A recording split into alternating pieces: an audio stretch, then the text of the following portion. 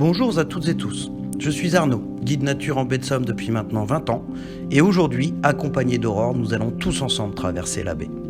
Voici donc cette ouverture sur la mer Manche que l'on appelle la baie de Somme, classée parmi les 30 plus belles au monde. En réalité, derrière cette baie se cache un estuaire de 7200 hectares, où l'eau douce de la Somme et l'eau salée de la mer Manche se rencontrent, se mélangent, donnant ainsi naissance au pays dit entre terre et mer. C'est le moment. Colette écrivait « La mer est partie si loin qu'elle ne reviendra peut-être plus jamais ». Nous sommes au port de pêche du Crotoy, jadis parmi les plus importants de la Manche, et ce sera le point de départ de notre aventure du jour. Après des premiers pas dans l'eau, nous découvrons un paysage avec énormément de relief et où la texture du sol est quasiment changeante à chaque pas. Devant nous, c'est un pêle-mêle de vastes étendues sablo-vaseuses et de zones végétalisées de présalés appelées molières. Parmi les premières plantes halophiles rencontrées, voici la célèbre salicorne ou encore passe-pierre. Jadis utilisée comme antiscorbut par nos marins, elle est aujourd'hui récoltée par les pêcheurs à pied professionnels de la baie, jusqu'à 80% de sa récolte française.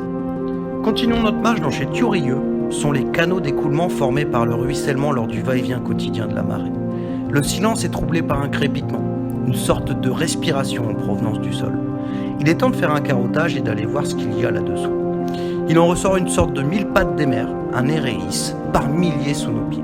Comme beaucoup d'autres invertébrés, il est fondamental à l'écologie de notre estuaire. Nous voici dans Chefond des Daims, mi-chemin de notre aventure. Une aigrette gazelle s'envole en poussant un râle. Il est vrai que l'on est chez elle. Ici, c'est une sensation de bout du monde. Nous sommes en contrebas des présalés et la civilisation autour de nous a totalement disparu. Nous reprenons route et remontons sur chez Molière, parfois comme l'on peut. Nous découvrons une petite astère maritime, alias l'oreille de cochon. Cette petite plante connaît un succès grandissant auprès de nos papilles et croyez-moi, elle le mérite vraiment.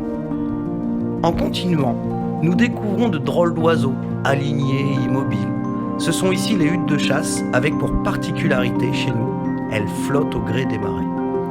Nous arrivons sur les zones à Puccinelle. Cette petite graminée sera la nourriture des agneaux de présalés de la baie de Somme. Ils viennent ici pâturer entre mi-mars et mi-novembre, ne quittant la zone que sous la conduite de leur berger pour échapper aux grandes marées. Celui-ci semble un peu hagard et surpris de nous rencontrer aussi loin dans l'estuaire. On commence à distinguer l'ancien port de Saint-Valery. Toutefois, avant de quitter ce monde merveilleux et intemporel, une dernière épreuve nous attend. Les sables mouvants de la baie de Somme. Aurore, elle, s'en amuse car ils ne sont pas aussi terribles qu'on veut bien le croire. On parle plus de sable émouvant. Il est pour nous l'heure de quitter l'estuaire. Une partie du troupeau, lui, y revient. Bientôt, le mascaré effacera nos traces de pas sur le sable. C'est pas grave, nous reviendrons demain en faire de nouvelles. Quant à Colette, elle pourra écrire la suite de son poème. Si elle reviendra, traîtresse et furtive comme je la connais ici. De notre côté, il nous reste à retourner au Crotoy à travers le charme d'un voyage en train à vapeur. Un grand merci de votre compagnie et je l'espère sincèrement, à bientôt en baie de Somme.